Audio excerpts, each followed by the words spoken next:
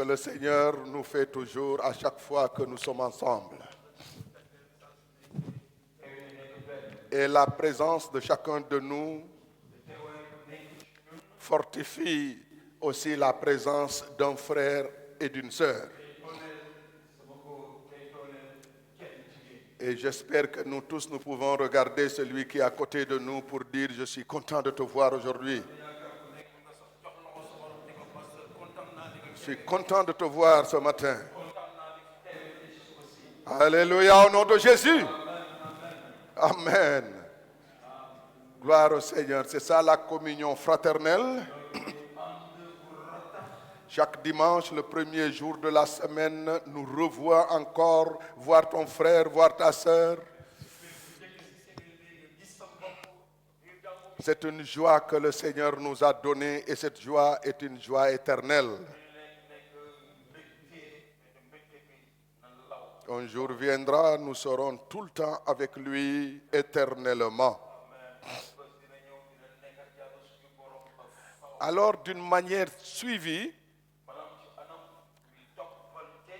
ces temps passés, le Seigneur a mis dans nos cœurs d'écouter ce qu'il nous dit ou la manière dont il nous présente son Fils Jésus.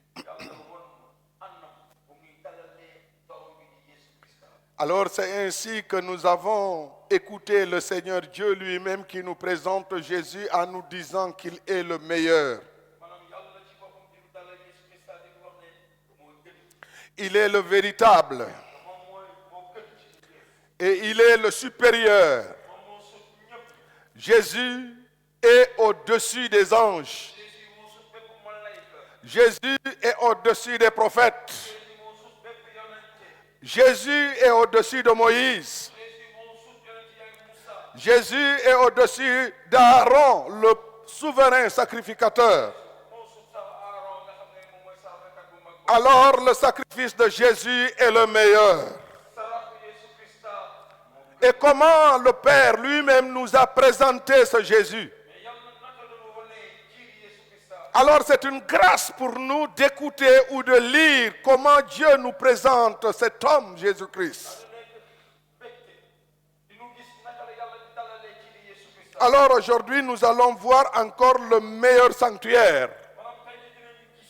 Le meilleur lieu très saint. Et du terrestre au céleste.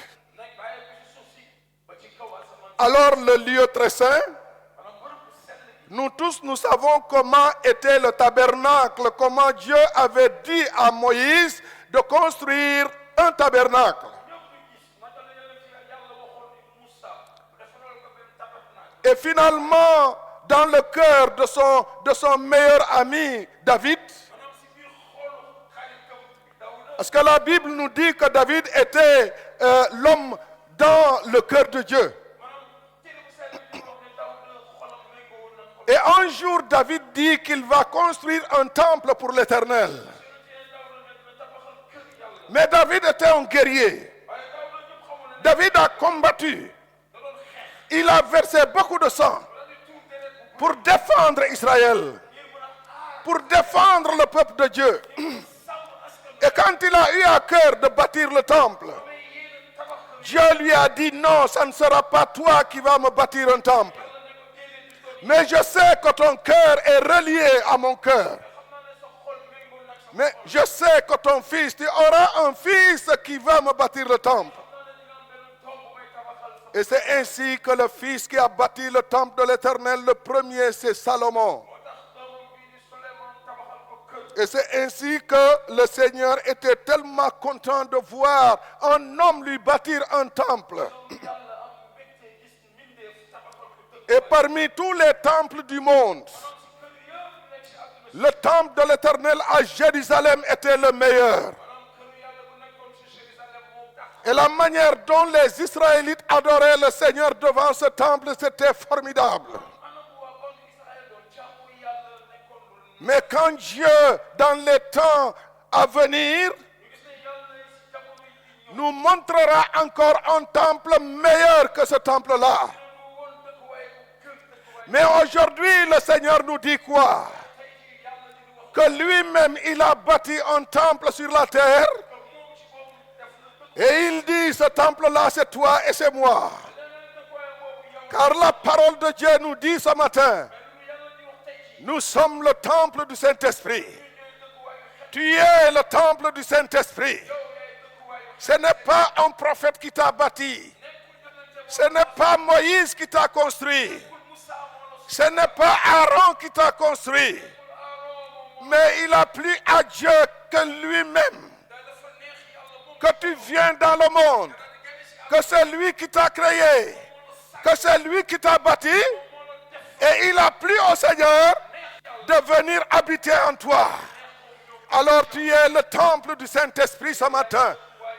Nous sommes le temple du Saint-Esprit ce matin. Alors le meilleur temple, c'est toi, c'est moi. Nous allons encore lire dans Hébreux chapitre 9. Hébreux chapitre 9. Le meilleur tabernacle. Le meilleur temple. Alors, ensemble, nous allons lire ce chapitre. Alléluia. Hébreux chapitre 9. Hébreux chapitre 9. Mes amis, quand vous venez à l'église, venez avec vos Bibles.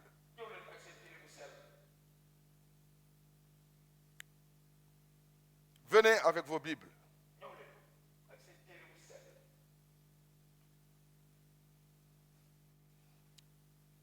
C'est ça que Dieu nous a donné comme notice. Tout ce que les hommes fabriquent, ils font une notice. Et comment utiliser cette affaire-là? Alors Dieu aussi, après avoir créé l'homme, il a donné une notice. Et cette notice, c'est la Bible. Et comment garder ta vie. Comment utiliser ta vie. Il faut voir cette notice pour ne pas mettre ta vie dans un endroit catastrophique. Hébreux 9. La première alliance avait aussi des ordonnances relatives au culte et le sanctuaire terrestre.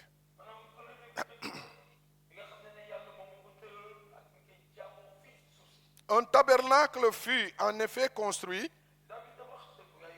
dans la partie antérieure, appelé le lieu saint, était le chandelier, la table et les pains de proposition. Derrière le second voile se trouve la partie du tabernacle appelée le Saint des Saints, renfermant l'autel d'or pour le parfum et l'arche de l'alliance entièrement couvert d'or. Il y avait dans l'arche un vase d'or contenant la manne, la verge d'Aaron qui avait fleuri et les tables de l'alliance. Au-dessus de l'arche étaient les chérubins de la gloire couvrant leur ombre le propitiatoire. Ce n'est pas le moment de parler en détail là-dessus. Or, ces choses étant ainsi disposées, les sacrificateurs qui font le service entrent en tout temps dans la première partie du tabernacle.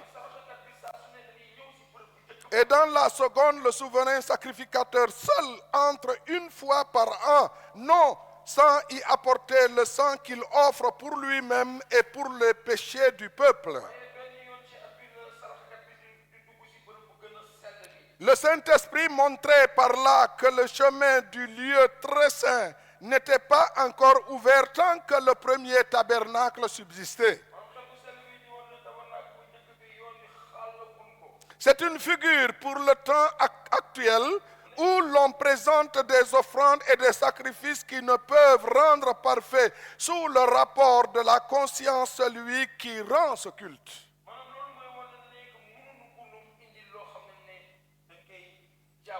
qui, avec les aliments, les boissons et les diverses ablutions, étaient des ordonnances charnelles imposées seulement jusqu'à une époque de la Réformation. Mais Christ est venu comme souverain sacrificateur des biens à venir. Il a traversé le tabernacle plus grand et plus parfait qui n'est pas construit des mains d'hommes, c'est-à-dire qui n'est pas de cette création. Il est entré une fois pour toutes dans le lieu très saint, non avec le sang des boucs et des veaux, mais avec son propre sang et a obtenu une rédemption éternelle.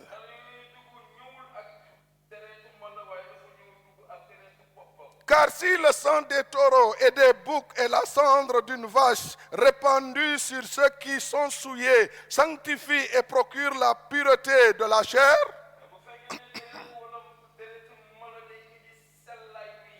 combien plus le sang de Christ qui, par un esprit éternel, s'est offert lui-même sans tache à Dieu, purifiera-t-il votre conscience des œuvres mortes afin que vous serviez le Dieu vivant? Et c'est pour cela qu'il est le médiateur d'une nouvelle alliance, afin que la mort étant intervenue par le rachat ou pour le rachat des transgressions commises sous la première alliance, ceux qui ont été appelés reçoivent l'héritage éternel qui leur a été promis. Car là où il y a un testament, il est nécessaire que la mort du testateur soit constatée. Un testament, en effet, n'est valable qu'en cas de mort, puisqu'il n'a aucune force tant que le testateur vit. Voilà pourquoi c'est avec du sang que même la première alliance fut inaugurée. Moïse, après avoir prononcé devant tout le peuple tous les commandements de la loi, prit le sang des veaux, des boucs avec de l'eau et de la laine écarlate et de l'hysope, et il fit l'aspersion sur le livre lui-même et sur tout le peuple en disant: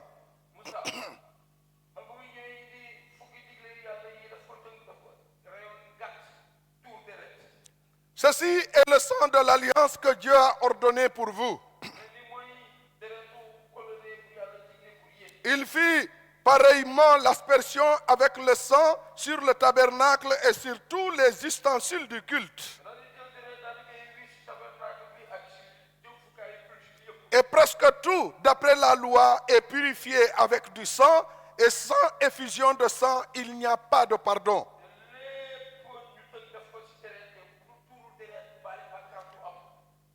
Il était donc nécessaire, puisque les images des choses qui sont dans les cieux devaient être purifiées de cette manière, que les choses célestes elles-mêmes le fussent par des sacrifices plus excellents que cela. Car Christ n'est pas entré dans un sanctuaire fait de mains d'hommes, en imitation du véritable, mais il est entré dans le ciel même, afin de comparaître maintenant pour nous devant la face de Dieu. Ce n'est pas pour s'offrir lui-même plusieurs fois qu'il est entré comme le souverain sacrificateur entre chaque année dans le sanctuaire avec du sang étranger.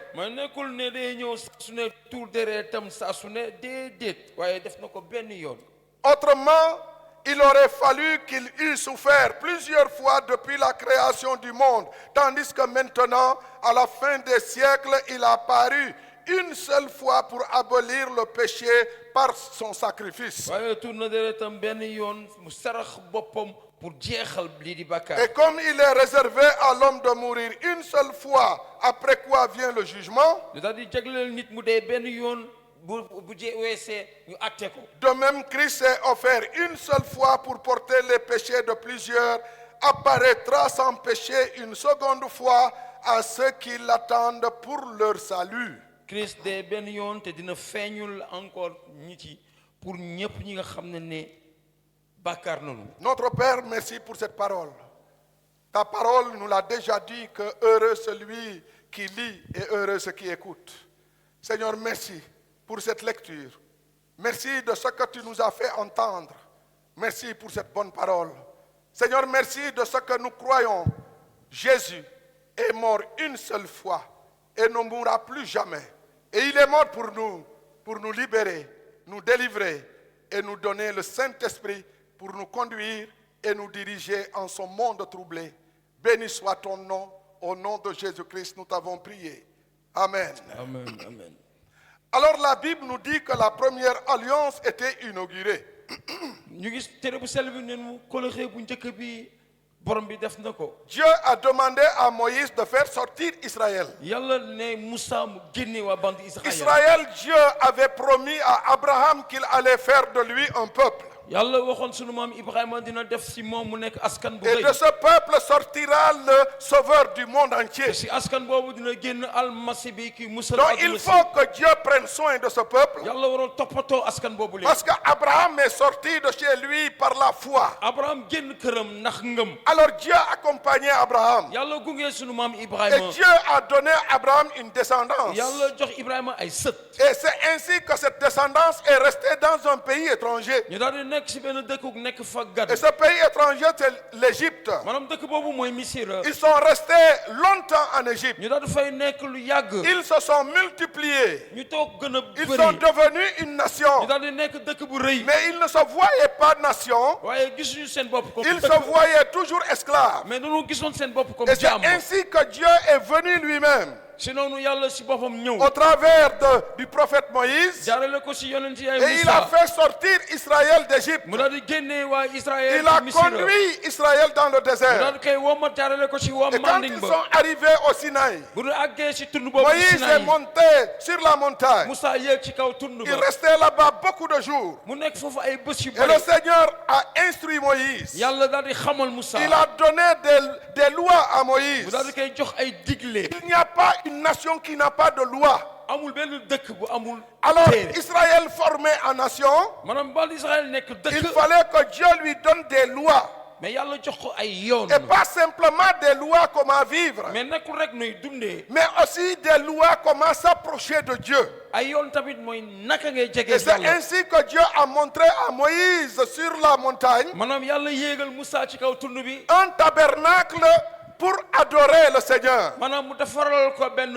alluwa Et foo xam quand ne Dieu a mu montré à Moïse le tabernacle, maanaam yàlla bu mu ko wonee tabernacle alors boobu. Moïse est descendu Moussa wàcc. et il a demandé à la population, mu daal di ñaan askan bi. après avoir donné toutes les lois que Dieu lui a données. maanaam bu mu joxee yoon yëpp yi ko yàlla jox. Alors Moïse a commencé à demander à Israël Moussa tàmbali laaj waa bande de Israël. donner des offrandes. ñu daal di indi ay sarax. Et Israël a donné des offrandes. Ismaël joxe ay Ceux sarax. qui peuvent donner de l'or ont donné de l'or. ñu mën a maye wurus. Ceux qui maye peuvent wurus. donner de l'argent ont donné de ñu mën l'argent. a indi xaalis indi xaalis. Et ainsi de suite, tout pour qu'il y ait un tabernacle au milieu d'eux. maanaam loolu yëpp pour ñu am benn tabernacle. Israël dans le désert Israël ci Manding a ba. donné de quoi construire le mu tabernacle. daal di joxe nuy tabaxalee teewaayu Et c'est yàlla. ainsi que ce tabernacle, le Seigneur est en train de nous montrer ici. maanaam si noonu la ñu yàlla di nu woon fii Comment tabernacle boobu. était le mais tabernacle? nu mu meloon.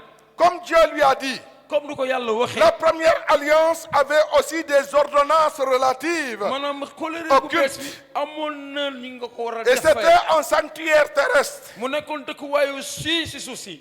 Ce qui a construit le tabernacle maanaam ñu tabax dëkkuwaay boobu. était venu des mains d'hommes. mi ngi bàyyeeku woon ci loxu nit. C'est l'homme qui a cherché l'or. nit moo seet C'est wurus. l'homme qui a cherché l'argent. nit moo seet C'est xaalis. l'homme qui a cherché le fer. nit moo seet C'est weñ. l'homme qui est allé couper le bois. nit moo dem dagg mat. C'est l'homme qui a préparé la peau des bêtes. maanaam nit moo dem Alors nous pouvons dire que c'était un sanctuaire sorti des mains d'hommes. mu nekkoon dëkkuwaayu yàlla bi nga xam ne nit moo ko defar. Mais la parole de Dieu nous dit aussi, waaye kaddu yàlla mu ne nu. après avoir construit le bu mu tabernacle, tabaxee dëkkuwaayu borom Dieu bi. dit à Moïse yàlla ne Moussa. de tuer un animal. mu daal di rey benn Et il a gàtt. pris le sang de l'animal. mu daal di jël deretu Et mala. Dieu lui dit, yàlla ne ko. tu vas prendre de l'hysope di nga jël lii di isope. et tu vas mettre l'hysope dans le sang nga dugal ko ci biir deret. et tu vas asperger le sang sur le tabernacle. nga daal di koy toqantal si tabernacle Et c'est bi. ainsi aussi que tu vas asperger le sang sur le peuple. nga daal di jël deret boobu wis ko si bande Israël Alors yëpp. Dieu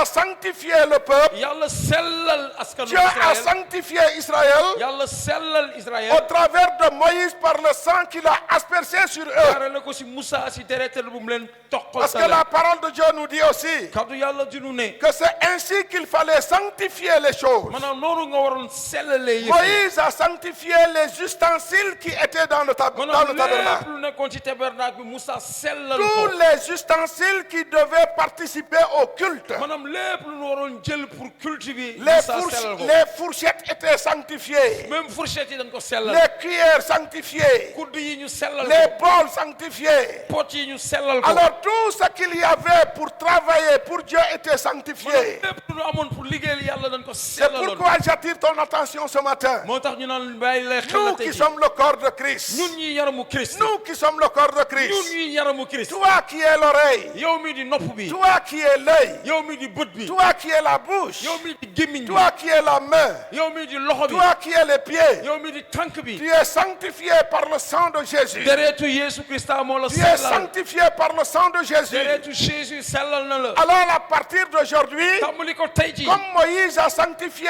les ustensiles, comme Moussa nu mu sellal. cela était réservé pour le culte. loolu dañ ko jagleeloon pour jaamu C'est yàlla. ainsi que nous sommes réunis ici pour rendre un culte agréable à notre ñu Dieu. daal di daje fii pour joxe yàlla culte bu koy Parce que neex. tu es le corps de Christ. ndaxte yow yaa yaramu Christ. Tu es un membre du corps de Christ. da nga bokk si cëru Christ. Et chaque membre a été sanctifié par le sang de te cër Jésus. bu nekk deretu Yeesu Krista moo ko sellal. Comme chaque membre du culte a été sanctifié par le sang des boucs et des agneaux. comme si jamono Moussa deret mala moo sellaloon. Alors pour revenir dans le tabernacle, waaye pour ñëwaat si dëkkuwaayu quand Christ. Dieu a montré à Moïse comment le faire, mais yàlla bu mu wonee yonente yàlla. la Bible dit qu'il y avait deux chambres.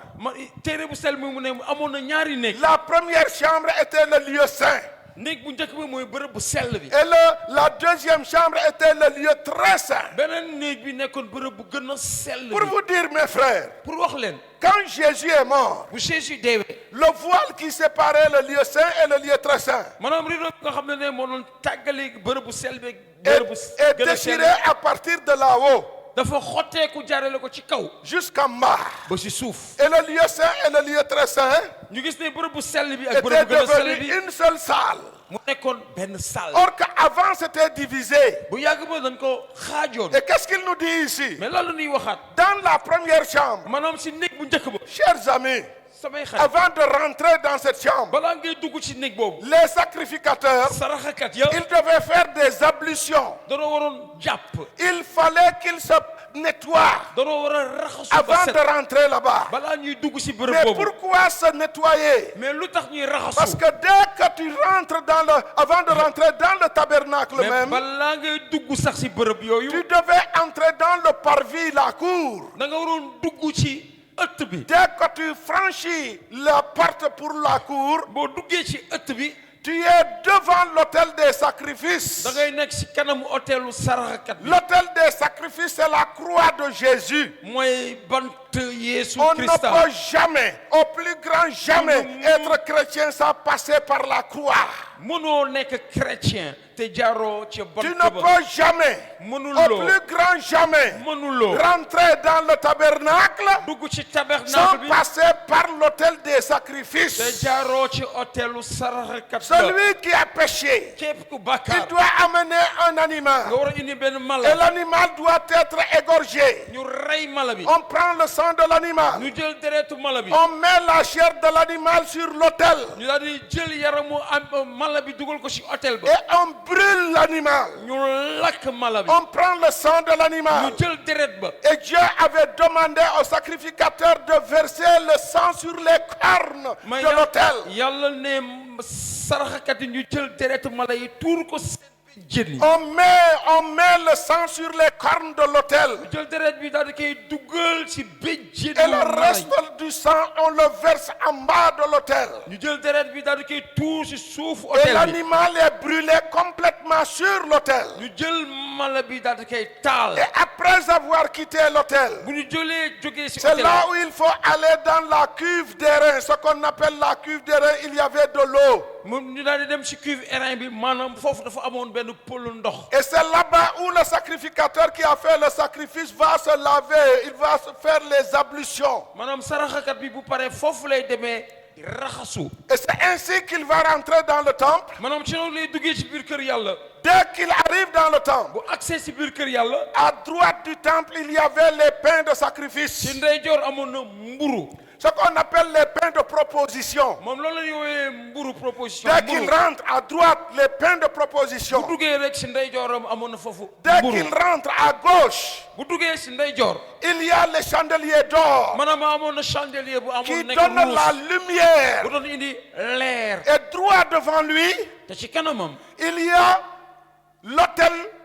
d'airain ou l'autel de parfum. mu daal di amoon cuuraay bu ñu fa doon teg ci kanamam L'autel d'airain était derrière, l'autel d'or qui était pour les parfums. maanaam hôtel wurus bu nekkoon ci kanamam pour Retenez ce que j'ai dit. cuuraay nañu ay xel bu baax Quand tu entres, boo duggee sa ndeyjoor l'autel des sacrifices, maanaam hôtelu sacrifice bi avant de continuer et rentrer dans le lieu saint, balaa ngay dugg ci bërëb bu sell bi il y a la cuve d'airain. amoon na cuve airain Avant, dès que tu rentres à l'intérieur, boo duggee ci biir à droite, il y a les pains de ci proposition. ndeyjoor amoon na mburu À gauche, il y a l'éclairage, le chandelier. ci ndeyjoor amoon na leer luy Et leer tout droit, sa kanam il y a là où on met le parfum. amoon na fu doon def cuuraay Retenez ces choses, chers frères et sœurs, Non, cinq choses. nan ko bàyyi xel juróom-ñaari yëf la Première chose, lu njëkk l'autel des sacrifices. hôtelu saraxakat Il yi faut le sacrifice d'abord. danoo war a saraxal ba pare L'autel des sacrifices, ñu daal di jëmmal sarax ba pare après avoir cru en Jésus, boo gëmee Yeesu Krista ba après avoir accepté qu'il est mort pour nga toi, daal di nangu ne dee na pour yow il est ressuscité pour toi. dekki na pour yow Alors il faut passer dans les eaux du baptême. da nga war a jaar ca ndox yi ñu Le soob la ci chrétien ndox qui n'est pas encore baptisé, ça reste quelque chose. chrétien bu nu soobagul ci ndox am na loo Toi qui dese n'es pas encore baptisé, va se faire baptiser. yow mi nu soobul ci ndox demal ñu soob Jésus la ci dit ndox celui qui croira mu ne képp ku gëm et qui sera ñu baptisé. daal di koy soob ci ndox Alors croire en quoi? mais gëm lan La croix de Jésus. bant Yeesu Il est mort. dee na Il est ressuscité. dekki na Fais-toi baptiser nan la soob ci pour ndox rentrer dans le lieu saint. pour dugg ci bërëb yi sell yi Voilà l'autel des sacrifices. maanaam hôtelu saraxkat baa ngi nii Après l'autel des sacrifices, voilà l'ablution où il faut se laver. maanaam bu nu saraxalee ba pare nga daal di dem Et raxasu tu rentres dans le tabernacle. nga daal di dugg ci biir tabernacle À bi droite, il y a les pains de ci proposition. ndeyjoor am na mburu À gauche, il y a le chandelier d'or. ci ndeyjoor am na lampe luy leeral Et tout droit, sa kanam il y a l'autel des parfums. am na cuuraay bi laaj ko lañ bi nekk sa kanam Qu'est-ce que cela peut dire aujourd'hui pour nous? loolu lan la ñuy woon pour ñun Dès que tu rentres dans le tabernacle, chers frères et maanaam sœurs, boo duggee ci biir tabernacle les dëkk pains waay de yàlla proposition, mburu bi nekk sa la ndeyjoor parole de Dieu. mooy lan mooy kaddu yàlla La parole de Dieu. mooy kaddu C'est pourquoi borom je bi. vous lance encore un défi. moo tax sax ñu leen di sas Quand tu viens à l'église, viens avec ta Bible. booy ñëw ci biir jàngu bi ñëwul ak sa téere bu Prends sell ta bi Bible en main. teel sa téere bu sell bi Je sais, ça y est dans vos applications des portables, mais je vous parle de Bible écrite sur papier. ñu ngi leen di wax téere bu sell bible bu nu bind ci kayit Venez avec vos Bibles papier. mais nanu ñëw ak sunu bible Levez-les, je vois. yëkkate leen seen bible seen téere bu sell ñu gis ko waxuñu portable de bible na wax Je ne parle pas de portable.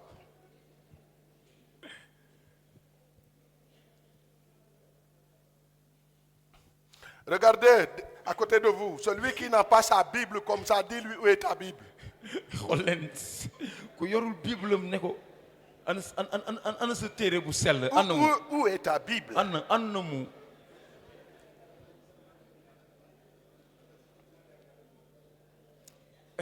Dimanche prochain, maanaam dibéer bii di ñëw venez avec vos Bibles. ñëw leen ak seen téere bu sell Je sais que vous lisez cela à la maison, mais xam naa ne yéen a koy jàng seen kër yi mais venez avec, on va lire nous tous avec ici ñun ñëpp ñu ànd di ko jàng fii la parole de Dieu, kaddu yàlla le pain de vie. mburu dund Quand tu rentres dans le tabernacle, boo duggee si à tabernacle bi droite pain de vie, boo duggee sa ndeyjoor rek mburu la à droite pain de vie, boo duggee sa ndeyjoor rek mburu bi la à gauche la lumière. sa ndeyjoor leeraay la Alléluia. amen À gauche la lumière. sa ndeyjoor leer gi Et la pour qu'il y ait de la lumière, pour mu am leeraay il faut de l'huile. doon si war a diw diwlin Chers frères et sœurs, mbokk yi attention à ce qu'ils vous disent tellement onction, onction, onction. Mais onction, c'est tu n'as pas la parole de Dieu, tu n'es pas oint, ou tu es oint de quoi? mais ñu ngi ni sonal nañu onction mais boo amul kaddu yàlla ban onction nga am L'Esprit de Dieu est sur moi. ne xelu yàlla mi ngi ci man Qui a pu dire cela? kan moo wax loolu Jésus. Yeesu Il Krista vient d'où? fan la Il bàyyeekoo vient du désert. mi ngi bàyyeekoo ci man ni nga L'ennemi lui dit, benn xarit ne ko si tu es, boo nekkee si tu es, boo nekkee fais ceci, defal lii fais cela. defal lële Jésus lui dit, Jésus ne ko il est écrit. bind yi nee nañ Si tu ne connais pas ce qui est écrit, tu ne peux pas recevoir l'onction. boo xamul lu bind yi sell yi wax mënuloo am Il y a Onction. beaucoup de personnes qui troublent. bëri na ay nit yu ñuy réeral Et de temps en temps, vous ne les verrez jamais ouvrir même la Bible. mais dañ lay sonal ba pare te doo leen mës a gis ñu Ils tijji font téere bu sell semblant simplement que oui, ils ont enregistré, mémorisé la parole de Dieu dans leur tête. Merci, que Dieu soit loué. Si vous l'avez dans votre tête, mais est-ce que dans votre cœur, il est là? Est-ce que dans votre cœur, ça prouve que vous l'avez pris ici et que vous avez ça dans vos mains, je vous dis. léeg-léeg sax ñu lay sonal di tari ay saar te doo leen mës a gis ñu tijji téere bu sell bi C'est pourquoi je vous lance le défi, chers frères et sœurs. loolu moo tax ñu leen di sas mbokk yi Mangeons la parole. nanu lekk kaddu yàlla Mangeons la nanu parole. lekk kaddu yàlla Mangeons la nanu parole. lekk kaddu Et c'est yàlla ainsi que Jésus pouvait dire. si noonu Yeesu mënoon na Il wax est écrit. bind yi nee nañ Et quand il est revenu, te bu mu ñëwaatee l'Esprit du Seigneur est sur moi. mu ne xelu yàlla mi ngi ci man Parce qu'il m'a oint. ndaxte daf ma tànn Chers frères et sœurs, mbokk yi osons lire la Bible. maanaam nanu am fit jàng Osons téere avoir ba la Bible en main. nanu am fit téye ko suñuy Alors loxo c'est ainsi. ci noonu Quand nous avons le pain de mais bu proposition, ñu amee mburu yi nii lekk la lumière, la salle est éclairée. am leeraay sal bi leer La parole de Dieu nous dit mais kaddu yàlla que ne nous sommes la lumière du ñu monde. ñooy leeraayu Et àdduna en face de toi, sa kanam la prière, ñaan la prière, ñaan la prière.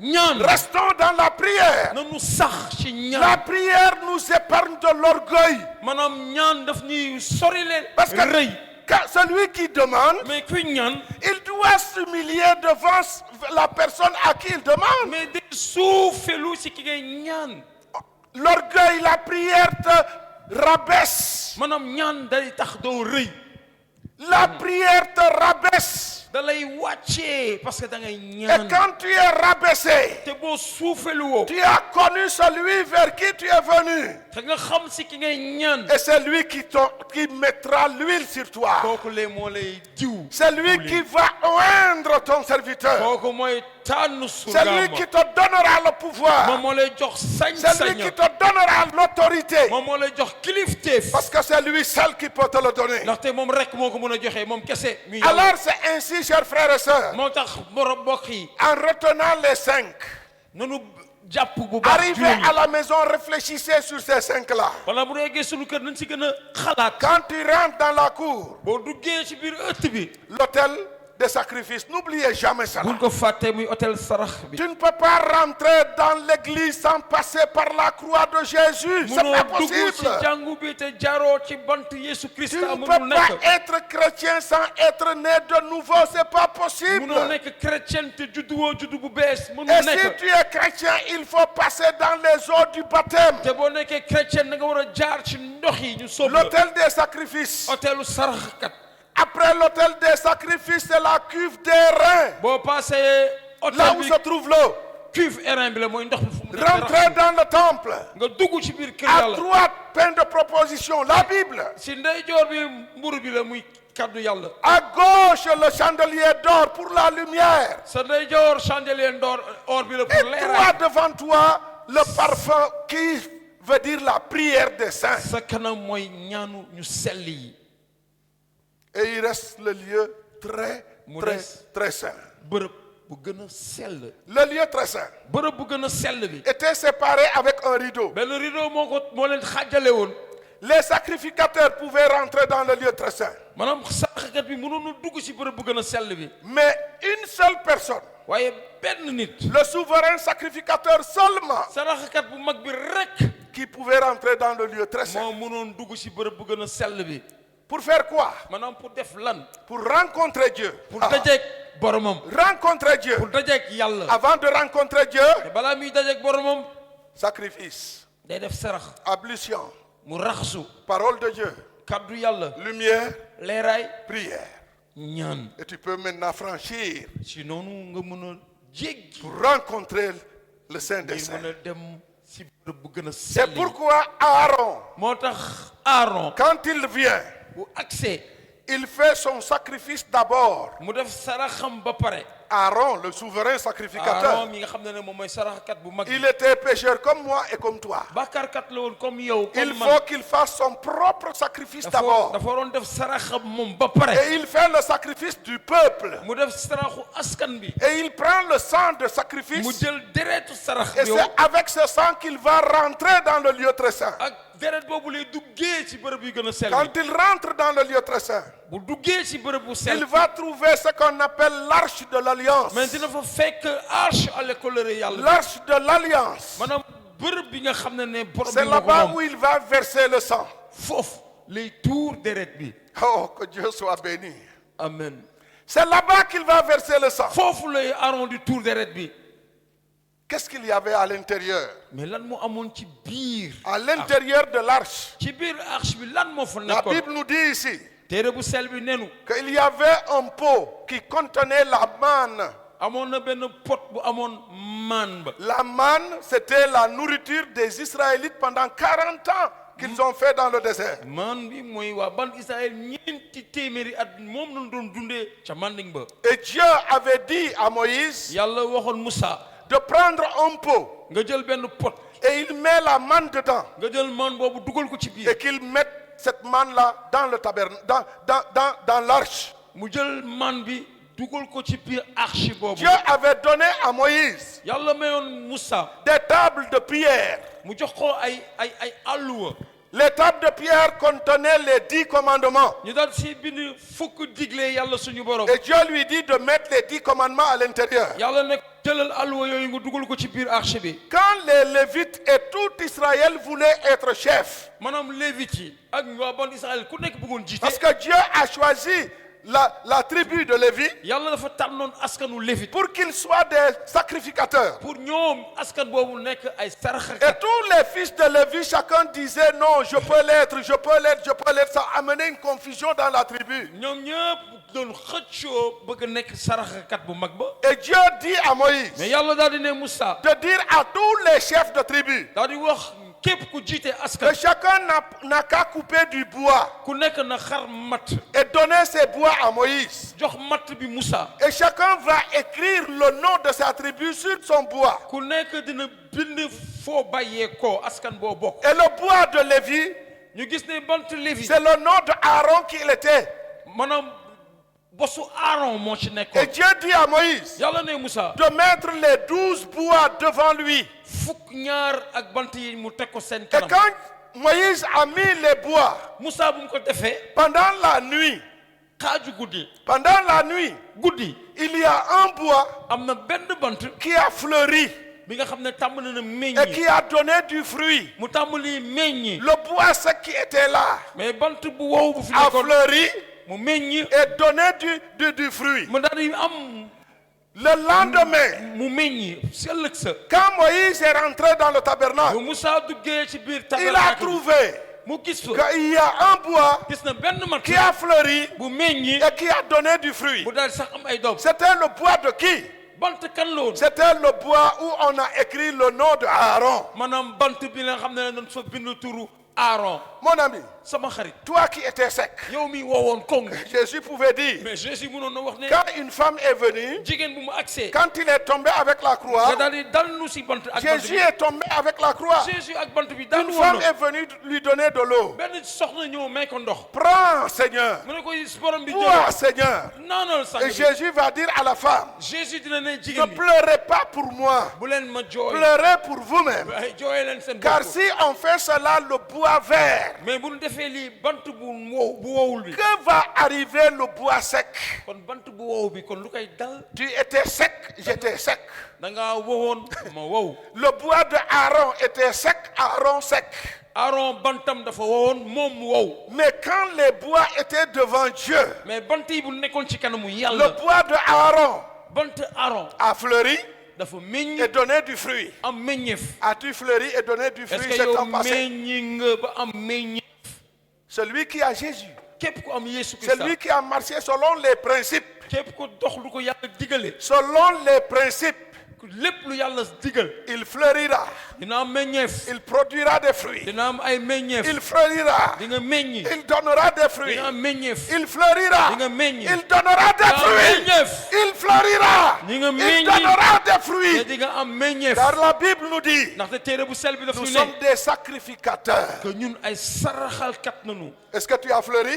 est-ce que am nga Est-ce que tu meññeef produis du fruit est-ce que aujourd'hui? am nga meññeef Quel tey jii fruit peux-tu mais produire? ban meññeef nga mun a La joie, mbégte la paix, jàmm la douceur, nooy la bonté. baax Oh mes chers amis, samay xarit montrons ces choses au monde. mais loolu nañ ko won waa àdduna Tu si es un bois sec, da nga nekk bant bu wow mais devant Jésus tu as fleuri et tu portes du amen fruit. mais si kanamu Yeesu Krista meññi nga ba am meññeef Ce jour-là, bés boobule Moïse a compris Moussa xamoon na que Aaron que Aaron est le souverain sacrificateur. moom mooy saraxakat bu mag ba Et quand Aaron rentrait dans le temple, mais Aaron boobu duggee si këru yàlla il a franchi toutes les étapes. mu daal di jéggi jéego Il yooyu rentre dans le lieu très saint dugg si bërëb bu gën a et sell il verse le sang pour sortir. mu daal di tuur deret ba pour génn Et quand il rentrait à l'intérieur, te bu muy dugg ci biir Aaron, Aaron sur ses épaules, ci ay mbaggam il y avait les tribus.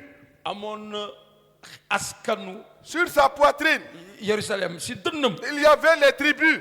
amoon na askanu Et Jérusalem sa robe, en bas, il y avait des clochettes. maanaam robam yële bu mu soloon ci suuf ñu teg si ay cloche Il y avait des clochettes en bas. ci suuf mu am si ay cloche Et quand il était à l'intérieur, te bu nekkee ci biir on pouvait entendre les clochettes faisaient le bruit. mun nañ dégg cloche yi di yëngu bu nekkee ci Et biir on entend, on sait qu'il est en train de servir le Seigneur. ci noonu dinañ dégg ne que mu ngi liggéeyal borom Quel bruit émets-tu pour que les anges entendent que tu es en train d'adorer le mais Seigneur? ban yëngu ngay def pour que malayka yi xam ne yaa ngi liggéeyal sa C'est borom pourquoi nous, pentecôtistes, moo tax ñun pentecôtiste nous, Assemblée de Dieu, ñun assemblée de quand Dieu nous rentrons pour rencontrer le bu ñu Seigneur, duggee pour dajeek suñu borom on fait du bruit. dañuy yëngu On fait du bruit. dañuy yëngu On fait du bruit. dañuy yëngu On bouge. dañuy On yëngatu bouge. dañuy yëngu On bouge. dañuy Et yëngu on fait du bruit. dañuy def Quand ñëpp Aaron yëngu. faisait le sacrifice à Mais l'intérieur, Aaron bu mu doon liggéeyal il boromam ci biir bougeait. ma da doon yëngu Et on entend les clochettes à l'intérieur. te dañ doon yëngu ba ñu koy dégg Et on ci biir savait qu'il est toujours vivant. te dañuy xam ne ne mi ngi dund On savait qu'il est toujours te vivant. dañuy xam ne ne kii ne mi ngi dund De temps en temps, on dit, Seigneur, mais léeg-léeg ñu ne borom bi ou pasteur, mais ana pasteur pasteur j'ai eu un rêve. am naa gént Je dis que Dieu soit loué. nga ne maa ngi sant Et le yàlla rêve veut dire quoi? mais gént bi lan la Le rêve veut dire que tu es vivant. que mooy wane ne yaa ngi dund Alléluia. amen Le rêve veut dire que tu es vivant. mais booy gént mooy wane ne yaa ngi dund Amen et amen. amen Celui qui vit, c'est celui qui rêve. mais kuy dund mooy gént Alléluia. amen Ces choses, maanaam yëf yi étant ainsi disposées, maanaam ñu teg ñu ko les sacrifices qui font le sacrifice entrent en tout temps dans la première partie du tabernacle. maanaam ñuy def sarax saa su ne ñuy dugg ci pàcc bu njëkku Dans la tabernacle bi seconde partie, ci beneen pàcc le souverain sacrificateur seul entre une fois par an, saraxkat bu mag bi benn yoon ci at bi rek la fay dugg sans y porter du sang qu'il offre pour lui-même, mais aussi le sang pour le peuple. mu indaale deret boppam ak pour askan bi Et yëpp. en ce moment, il est dit, ci waxtu yooyu ñu ne le Saint-Esprit montrait par là que le chemin du lieu très saint n'était pas encore ouvert. xel bu sell bi di wane ne bërëb bu gën a sell bi tijjeegu gun ko. Aujourd'hui, chers frères et sœurs, waaye tey jii mbokk yi nous sommes dans le lieu très saint. ñu ngi si bërëb bu gën a sell bi. Car le rideau est déchiré. ndaxte voile bi xotti nañ ko. C'est Jésus, quand Jésus mourait sur la croix, Jésus bu muy dee ca bant ba. quand Jésus est sacrifié, buñ ko saraxalee quand ci bant Jésus ba. mourait, bu muy dee. Père, je remets mon esprit entre mu tes ne maa mains. ngi jébbal sama ruu sa Le loxo. rideau ñu gis ne rideau bi est déchiré. mu xar ñaar Pour montrer, pour wane il n'y a plus de lieu saint et lieu très saint. Tout est devenu très saint. amatul bërëb bu sell ak bërëb bu gën a sell. C'est lépp a pourquoi sell. quand tu rentres ici, moo tax booy dugg fii toi chrétien, yow chrétien né de nouveau, nga judd bu tu bees rentres dans la présence de ton nga Dieu. dugg sa teewaayu borom. Alors, ci noonu l'ancienne alliance était dans ce monde. colère bu yàgg ba mi ngi woon ci àdduna si. Il était temporaire. maanaam diir la woon. Il était une copie. mu nekkoon natal. Il était presque totalement inaccessible, chers frères. maanaam kenn mënu si woon jot. Il était associé à la première œuvre de Dieu, ñu daal di koy méngalee jëf bu njëkku yàlla. c'est-à-dire celle de la création. maanaam bu muy sàkk. Il était construit par les mains de l'homme. maanaam nit ci boppam moo ko defar. Il recevait le sang des animaux. mi ngi doon jël deret mala. Il ne pouvait pas procurer le salut éternel. mënu la woon jox mujj bu dul jeex. Il ne communiquait pas d'espérance durable. mënu la jox yaakaar bi sax. Mais le sanctuaire céleste. waaye bërëb bu sell bi. Mais le sanctuaire céleste. waaye bërëb bu sell bi. Tu peux le dire, le parce que sanctuaire céleste.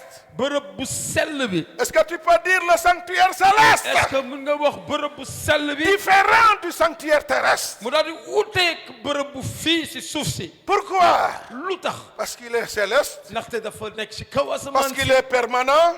ndaxte day law. Parce qu'il est la réalité. ndaxte dëggantaan la. Entièrement accessible à tous. te ñépp mën nañ si jotee. Quoi encore? ak lan. Associé à la deuxième œuvre de Dieu. ñu daal di koy méngoolee ñaareelu jëfu yàlla. La rédemption. maanaam mu baal nu suñu. Le rachat. mu baal nu suñu. Tu es racheté. ndaxte daf ñu jëndaat. Je suis racheté. man daf ma jëndaat. Pourquoi? mais lu tax. J'ai de la valeur. ndaxte dama am solo. Quand j'étais païen, ba ma nekkoon yéefar gëmuma woon. j'avais de la valeur devant Dieu. mais amoon naa sax solo ci kanamu Et yàlla il a sama borom. fallu que Dieu a payé un prix exorbitant pour me racheter. mu neex ko mu daal di fay njëg bu seer pour jëndaat ma. J'étais très cher. ndaxte dama seeroon lool. Très très cher. sama njëg kawe woon. Vous savez ce que la Bible a dit? mais xam nga lu téere bu sell bi wax. Vous avez été racheté à un très grand prix. mu dañ leen jëndaat ak njëg bu kawe. Pourquoi on te rachète et aujourd'hui maintenant tu es là, tu te sous-estimes, tu te vois comme un moins de rien. mais lu tax ñu jëndaat la ak njëg bu rëy nga ñëw tey jii nga gis sa bopp mel ni ku tekkiwul Avec dara. tout ce que Dieu a dépensé. mais ak lépp lu yàlla def. Parce que tu avais de la valeur. ndaxte da nga amoon solo. Il t'a racheté. mu jëndaat la. Et aujourd'hui, chers frères, mais tey jii mbokk yi. pourquoi le chrétien se voit comme rien? lu tax yow chrétien ngay gis sa bopp mel ni ku tekkiwul Dieu t'a dara. valorisé. mais yàlla jox na la nga am solo.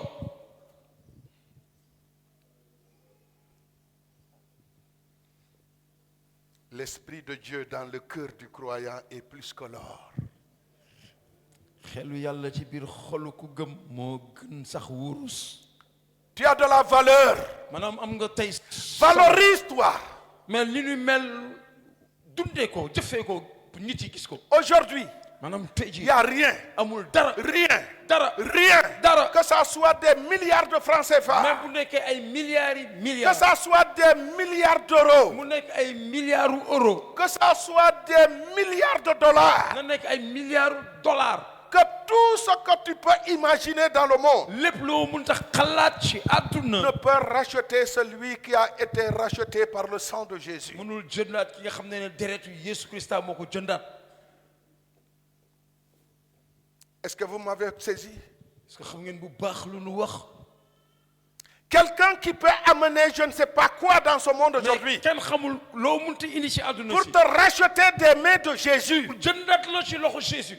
Il n'a pas ce prix-là. kooku amul njëg boobu. Parce que tu as été racheté à un très très très grand ndaxte prix. Yeesu Krista da laa jëndaat ak njëg bu kawe. Et c'est Dieu lui-même te yàlla ci boppam. qui a fixé le prix. moom moo ne njëg bi lii la. Et il fallait que Jésus paye le prix. Jésus moo waroon jënd njëg bi. L'homme le plus valeureux au monde, maanaam ku gën ci mbindeef. au-dessus des prophètes, moo sut bépp yonente. au-dessus des anges, sut bépp malayka. au-dessus de Moïse, sut Musa. au-dessus d'Aaron. sut sax saraxkat bu mag bi di Aaron. Dieu lui dit, yàlla ne ko. tu es mon fils aujourd'hui. yaay sama doom tey jii. Tu es mon fils aujourd'hui. yaay sama doom tey jii. Va, demal. paye le prix.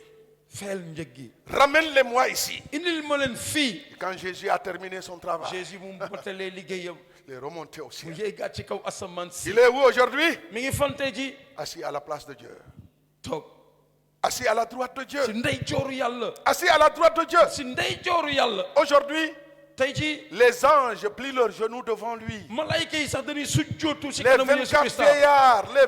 vieillards plient les genoux devant ñaar lui. fukk ak ñeenti màggat yi dañuy sujjootu si kanamu Aujourd'hui, Yeesu celui Krista. qui adore le Père adore le Fils en même temps. tey képp kuy jaamu baay bi day jaamuwaale doom ji. Satan voulait cela. mais seytaane loolu la bëggoon. Dieu l'a donné un coup, Mais il a quitté le ciel. yàlla daal di koy fubbal mu bàyyee ko si asamaan si wot Et fii il est suuf si. venu sur la terre. ñëw fii si suuf si. Malheureusement, waaye le trône que Adam avait dans le jardin, nguur bu sunu maam Adama amoon si tool bu njëkk ba. il a remis ça à Satan. mu daal di koy jël jébbal ko seytaane. Et Satan règne sur le monde aujourd'hui. léegi seytaane yilif àdduna si. Jésus, quand il est entré, waaye Jésus bu mu ñëwee. il a terrassé Satan. mu daal di daan seytaane. Il a terrassé Satan. mu daal di daan seytaane. Il a terrassé mu Satan. daan seytaane. C'est ce que je crois. mais loolu laa gëm man. Est-ce que c'est ce que vous croyez? est-ce que yow loolu nga gëm. Il a terrassé ci Satan. Yeesu Krista daan na seytaane. Il a repris le pouvoir. mu daal di jëlaat kilifteef. Il a repris la domination. mu daal di jëlaat kilifteef. Il a repris l'autorité. mu daal di jëlaat yilif bi. Il a repris les clés. mu daal di jëlaat caabi ji. Et il lui dit, mu ne ko. ces gens qui croient en moi maanaam ñii gëm ma. te chasseront partout. dina la dàq fépp. C'est pourquoi vous, chrétiens, moo tax yéen chrétien. nous, chrétiens, ñun chrétien. Jésus nous a donné Jésus jox na le pouvoir, sañ-sañ. l'autorité sañ-sañ. de marcher Dox. sur toute la puissance de l'ennemi. ci bépp kilifteefu seytaane. Pourquoi, chers frères, mais lu tax. Aaron qui rentrait avec le sang des animaux, mais Aaron bu doon dugg ak deretu mala. Jésus est entré avec son propre mais sang. Yeesu Krista dafa dugg ak deretu boppam. Et quand il est entré dans le propre sang, mais bu mu duggee ak deretu boppam. Dieu lui a dit, yàlla ne ko. c'est fini. jeex na. Et c'est ça que Jésus a dit sur la croix. mais loolu la Jésus wax ci bant bi. Tout est accompli. mu ne lépp mat na. Est-ce que vous connaissez ce mot? est-ce que xam ngeen baat boobu. Tout est accompli. Jésus ne lépp mat na. Qu'est-ce qui te fatigue aujourd'hui? mais tey lan moo lay sonal. Est-ce que tu l'as montré Christ? mais est-ce que won nga ko Jésus. Ce qui te fatigue aujourd'hui, mais lu lay sonal tey jii. une maladie, est-ce que feebar la. dis-lui, neel feebar bi. mes yeux sont fixés sur la croix. samay bët teg naa ko ci bant bi. Maladie, feebar. mes yeux sur Jésus. samay bët ci Yeesu Quoi Krista. encore? Qu'est-ce qui te fatigue aujourd'hui? ak lan moo lay sonal tey jii. Mon frère, ma soeur, sama góor qu'est-ce sama qui te jigéen. fatigue aujourd'hui? lan moo lay sonal tey jii. Montre-lui la croix. mais won ko joxoon C'est ko là où Jésus a dit, foofu la Jésus ne. tout est accompli. lépp mat na. Il est rentré dans le daal tabernacle di dugg ci tabernacle avec bi. son propre sang. ak deretu boppam. Jésus, Dieu a accepté le sang. mais Jésus nangu yàlla Dieu a nangu deret bi. accepté Jésus. nangu yàlla nangu Et Jésus Jésus. est assis à sa droite, Jésus toog ci ndeyjooram. dans le ciel. ci kaw asamaan si. Mes chers amis, samay xarit. la Bible dit, téere bu sell bi au ne. verset 26, si ñaar fukki saar ñaar fukki il ak juróom. a paru. mu feeñ. Il a paru. mu feeñ. Autrement, bu yàgg ba. il aurait fallu qu'il eût souffert plusieurs fois depuis la création du monde. da nga war a mbugal lu bëri yoon bu nu sàkkee àdduna bi ba léegi. Il a paru une seule fois pour abolir le péché. waaye mu ñëw benn yoon pour jeexal. Jésus est venu pour enlever le péché une seule fois. Jésus dafa ñëw pour dindi bàkkaar benn yoon. Le souverain sacrificateur faisait, il faisait. mais saraxkat bu mag bi saa su ne da ko doon def di ko defaat di ko def. Mais quand Jésus est arrivé, Jésus bu mu agsee il a fait. mu defaat. Je dis, il a fait une fois, c'est fini. mais Jésus bu mu ñëwee daf ko def benn yoon mu jeex. Il a paru, mu feeñ une seule fois benn yoon pour abolir le péché par son sacrifice. ngir jeexal bàkkaar jaarale ko ci saraxam. Toi que tes parents fatiguent aujourd'hui, tey say waajur say mbokk yi di la sonal. même s'il y a un décès, on te fatigue encore à faire des choses et des choses. même bu amee dëj ñu lay sonal naan defal lii defal lële. Je vous dis une chose, ma wax leen lu leer. quand Jésus est mort, bu Jésus Christ on l'a enseveli le premier jour. ñu daal di koy rob bés bu njëkk bi. On n'a pas attrapé son funérail. mais waxuñu dañ koy dëjal. Le funérail de Jésus, vous avez entendu ça? mos ngeen dégg dëj ñu daal di dëjal Jésus Christ fan ngeen ko déggee. Le premier jour, il est ressuscité. mais bés bu njëkk bi. Ce que nous les hommes nous faisons, maanaam ñun nit yi lu ñuy def. on dit le troisième jour, ñu ne ñetteelu fan ba. on fait des laax. dañuy saraxal def ay laax. Le troisième jour, ñetteelu fan ba. on fait ceci, on fait cela. ñuy joxe ay biscuit wala ay ñuy saraxal. Le troisième jour, ñetteelu fan ba. Jésus est ressuscité. mais Jésus dekki na. Le troisième jour, ñetteelu fan ba. Jésus est ressuscité. Jésus dekki na. On dit on attend le huitième jour. ñu ne dañuy xaar juróom-ñetteelu Le fan ba. huitième jour encore, on fait quoi? mais juróom-ñetteelu fan ba lan la ñuy Il y def. a ceux qui font des messes de requiem, je ne sais pas. am na ñoo xam ne dañuy def ay mees. Il y a ceux qui font, je ne sais pas, wàcce, je ne sais pas quoi. am na ñoo xam ne dañuy wàccee képp Il y a xamuñu ceux qui wàccee. vont partir dans les chambres pour faire ceci ou quoi. am na ñuy dem seeti. Il y a xam ceux yi. qui vont dans les boutiques pour acheter de la cola, acheter des biscuits. am na ñuy jënd guro ak i biscuit. Le huitième jour, quand Jésus est arrivé, il a dit à ses disciples, la paix soit avec vous. juróom-ñetteelu fan bi bu Yesu Christa wàccee dafa ne taalibe yi na jàmm La ànd ak yéen. paix soit avec vous, chers frères. jàmm nekk ak yéen Le mbokk yi. troisième jour, la paix soit avec vous. ñetteelu fan bi ne Le huitième jour, la paix soit avec vous. juróom-ñetteelu fan bi na jàmm nekk ak yéen. Thomas, qui n'était pas là, Thomas nga xam ne nekk ce foofu. jour-là, Jésus lui a dit, regarde, c'est moi. mais Jésus ne ko xoolal Thomas man la xoolal samay loxo. Et Thomas pouvait dire, mon Seigneur et mon Dieu. moo tax Thomas mënoon na tuub ne sama borom Le mooy sama troisième yàlla. jour, ñetteelu fan le ba. huitième jour, juróom-ñetteelu fan ba. et le 40e, qu'est-ce qui s'est passé? ñeen fukki fan ba lan moo xewoon. Les gens sont fatigués avec ces jours-là. mais tey jii ñu ñuy sonal ak bés yu bëri yooyu. Qu'est-ce qu'il faut faire le troisième jour? mais ñetteelu fan bi la Qu'est-ce war a qu'il faut def. faire le huitième jour? juróom-ñetteelu Qu'est-ce fan qu'il bi la faut war a faire def. le 40e jour? mais ñeen fukki fan yi la war a Je def. vous dis, ma wax leen.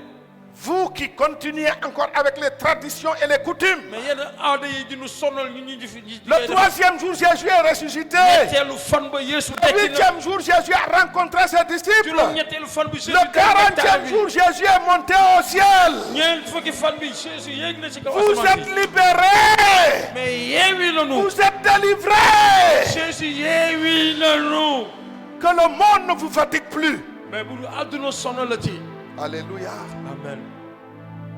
Est-ce que cela ne nous suffit pas? mais loolu est-ce que doyunu. Ça doit suffire quelqu'un qui est né de nouveau. mais dafa war a doy nit koo xam ne dafa judd. Il a paru, mu feeñ. son œuvre passée de prophète, c'est fini. maanaam jëf yu wees jeex na. C'est fini, je vous dis, c'est fini. maanaam jeex na. Se présenter maintenant. mu daal di feeñ léegi. Se présenter maintenant. feeñ léegi.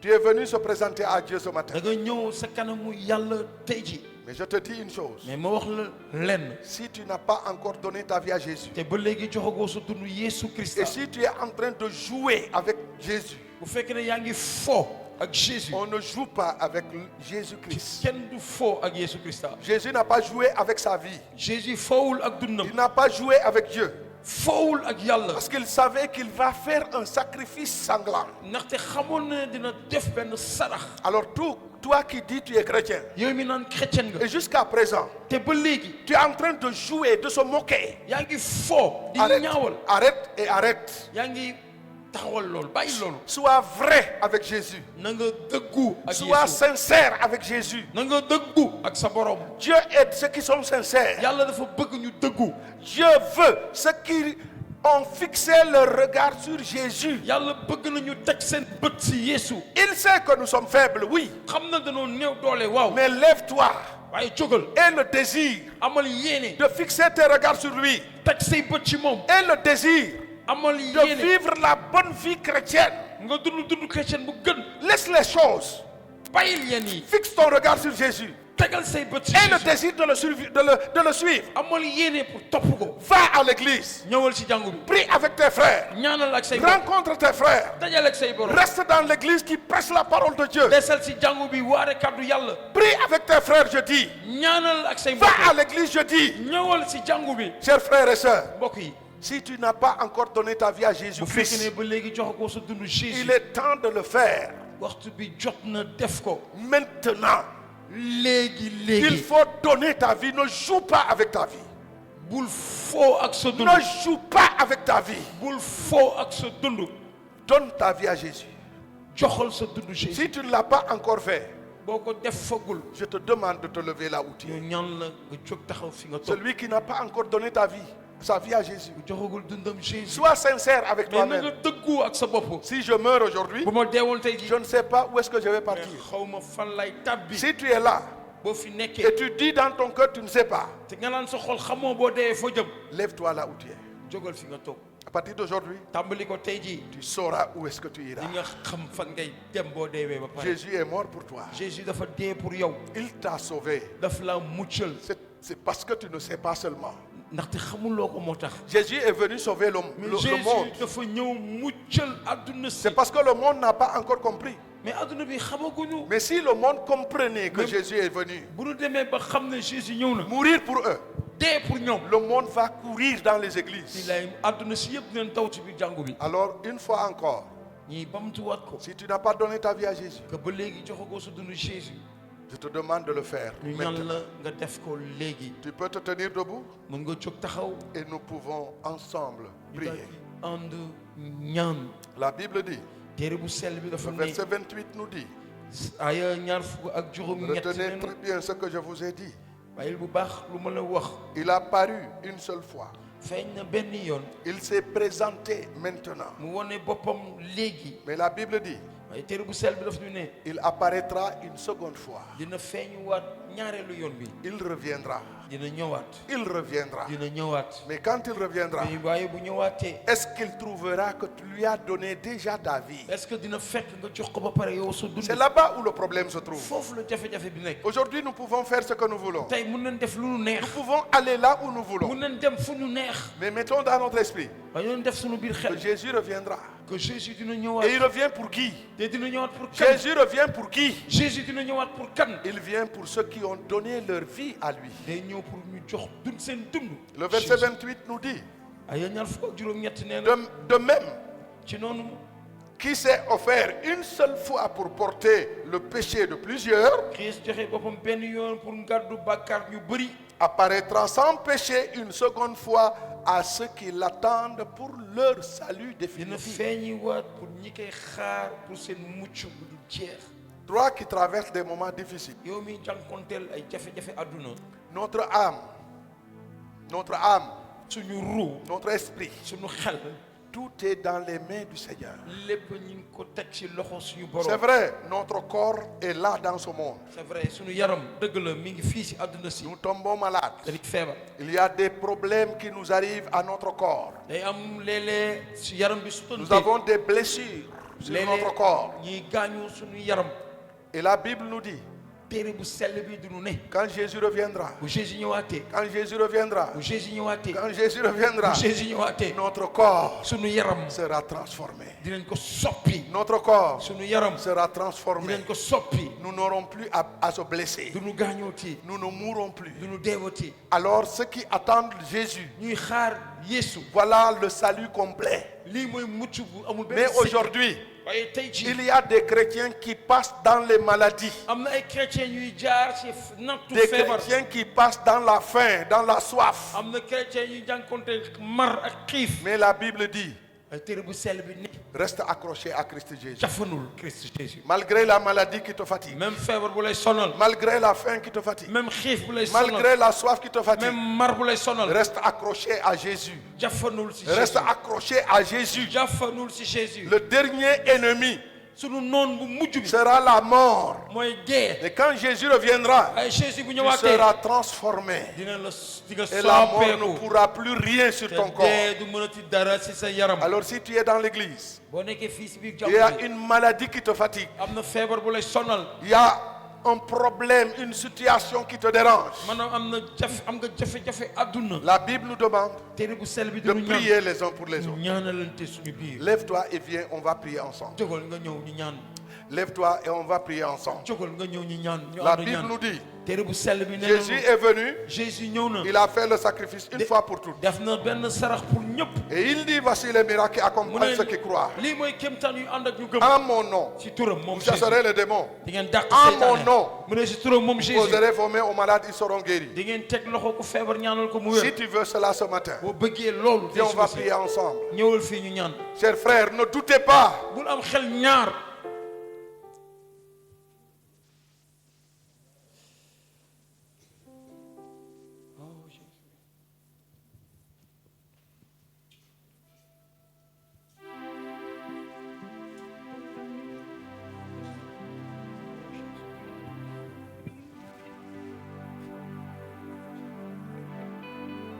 Oh Jésus.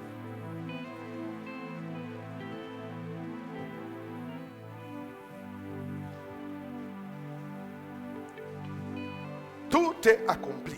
lépp mat na. Fils, fils. Tout est accompli. lépp mat na. Approchez avec cette pensée ngeen jafandu ak xalaat googule. que tout est accompli. que lépp mat na. Oui, nous sommes faibles, dëgg la danoo néew doole. mais celui qui a déclaré cette parole est puissant. waaye ku wax kàddu yooyu dafa am kàttan. Ce qu'il nous demande de faire, mais lépp lu muy ñaan pour ñu def ko. c'est ce que nous faisons. mooy lii ñuy def. Es-tu dans une situation difficile? est-ce que yaa ngi dund naqaru àdduna.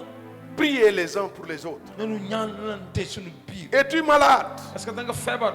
Priez les uns pour les autres. nu ñaanalante suñu biir. Déchargez-vous sur lui, nanu yenneeku ci moom. car il prend soin de vous. ndaxte moom daf ñuy toppatoo. Dites-lui votre situation. mais wax ko looy dund. Ne vous inquiétez de rien. mu ne bul jaxle ci Dites dara. à Dieu votre situation. waxal yàlla. Ne t'inquiète pas. bul Dis-lui ton problème. wax ko li nga soxla. Vous n'êtes pas approché à un pasteur ou à Lissar. Non, non, non. non non jege si wu leen ci benn pasteur di Wally Sarr déedéet. Oui, c'est lui qui a fait l'appel. Venez, on va prier mais ensemble. moom moo def woote bi ñëw leen ñu ànd ñaan. Mais mets dans ton esprit waaye defal sa biir xel. que tu es venu à Jésus pour se décharger sur lui. da nga ñëw si Yesu Christa ngir yenneeku ci moom. Décharge-toi sur lui. yenneekul ci moom. Et tu verras ce qu'il va faire. di nga gis lu muy def. Je demande au reste des frères et sœurs de se tenir debout. ñu daal di ñaan mbooloo bi ñëpp ñu jóg taxaw. Et ensemble, nous allons prier. ñu daal di ànd ñaan yàlla suñu borom. Les diacres, les anciens, si le Saint-Esprit te pousse à venir poser ta main sur quelqu'un, viens, fais-le. ñaan jàkk rek ancien ñi ñëw ñaanal suñu mbokk yi. Prions ensemble. nanu ànd ñaan. C'est ce que Dieu nous demande de mais faire. loolu nu yàlla sant. Faisons ce qu'il nous a demandé de faire. nanu def lu mu nu sant. Et le reste, c'est lui qui le fera. li si des moom moo koy matal. Vous imposerez vos mains aux malades. di ngeen teg loxo ñu feebar. Et les malades seront guéris. ngeen ñaanal leen ñu Vous wér. chasserez des démons. di ngeen dàq Et seytaane. je suis sûr qu'un démon n'est pas là. te wóor na mën a seytaane nekkul fii. Parce que les paroles qui sortent des bouches des enfants, ndaxte kàddu yi bàyyeekoo la si gémmiñ. louange et l'adoration, cant ak jaamu suñu un borom. démon ne peut pas trop résister à maanaam ça. seytaane mënu dëkku loolu le.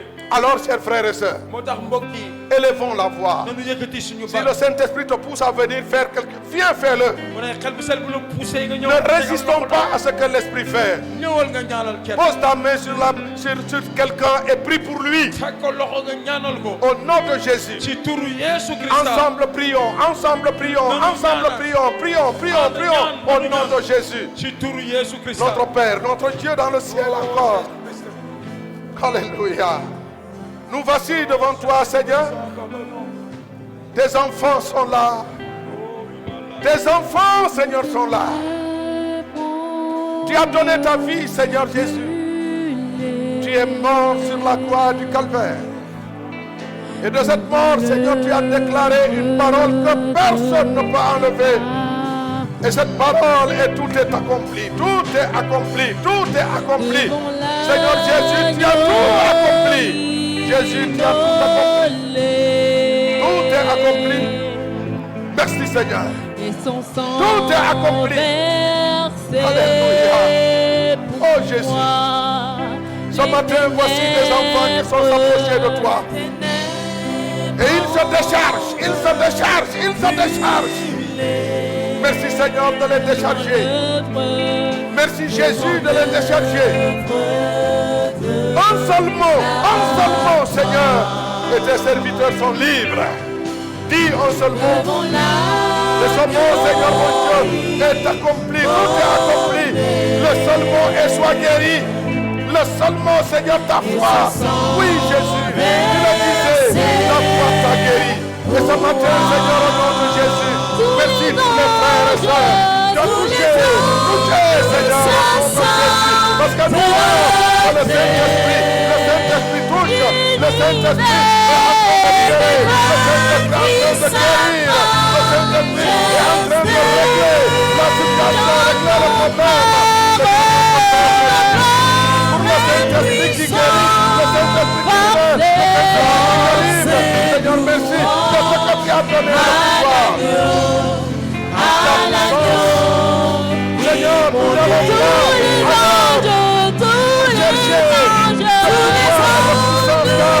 le Saint-Esprit qui demeure en nous a déjà touché. Le Saint-Esprit qui demeure qui habite le Seigneur dans l'église, oriente et dirige la gloire de son Seigneur. Saint-Esprit, glorifie Jésus ce matin. Glorifie-le ce matin en touchant les cœurs, en libérant, en guérissant. Au nom de Jésus de Nazareth, notre Père, notre Dieu. Merci Seigneur. Oui, l'agneau de Dieu a été immolé. Et le sang de Jésus a coulé. Par ce sang, il y a la liberté. Par ce sang, il y a la délivrance. Par ce sang, il y a le salut. Par ce sang, il y a le rachat. Par ce sang, par le sang de Jésus. Oui, par le sang de Jésus, nous avons la liberté. Par le sang de Jésus, nous avons la délivrance. Et le sang de Jésus-Christ qui a coulé a libéré la voie, a libéré le chemin. C'est pourquoi le Saint-Esprit est venu habiter, demeurer dans les chrétiens, habiter, demeurer dans la vie des chrétiens. Oh Seigneur, merci d'avoir frayé le chemin par le sang de Jésus. Et Jésus lui-même, en disant je suis le chemin. Merci Seigneur d'avoir donné maintenant le Saint-Esprit à l'Église aujourd'hui. Dans l'église, le fruit de l'esprit, les dons de l'esprit. Oh Seigneur Dieu, touche au nom de Jésus-Christ de Nazareth. Oui, la gloire et la louange à lui au siècle des siècles, car le Saint-Esprit est venu pour libérer. Il est venu pour glorifier le Saint-Esprit. C'est lui qui tient les mains de ses enfants. Le Saint-Esprit nous tient par la main. Le Saint-Esprit nous conduit par la main. Le Saint-Esprit nous dirige par la main. Et il glorifie Jésus-Christ. Bénissant le nom de Jésus-Christ de notre Père. Oui, Seigneur. Bénissant ton Seigneur et glorifiant encore ton Seigneur. Merci pour la gloire de Jésus. Merci pour les eaux du baptême. Merci Seigneur parce que nous t'avons suivi dans les eaux du baptême. Et nous te bénissons ce matin. Alléluia. Merci Seigneur. Oui Seigneur. À l'agneau immolé. Merci Seigneur. C'est toi que nous adorons. Toi seul. À l'agneau immolé. Merci Seigneur pour la parole que nous prenons. Le voile est déchiré. Alléluia. Merci Seigneur Jésus. Alléluia. Alléluia. Le sang de Jésus qui a coulé sur la croix du Calvaire a donné la voie à suivre. Et le Saint-Esprit est là pour conduire et diriger tous ceux qui ont accepté Jésus comme Seigneur et Sauveur. Soyez bénis au nom de Jésus. Amen. Amen. Alléluia. Amen.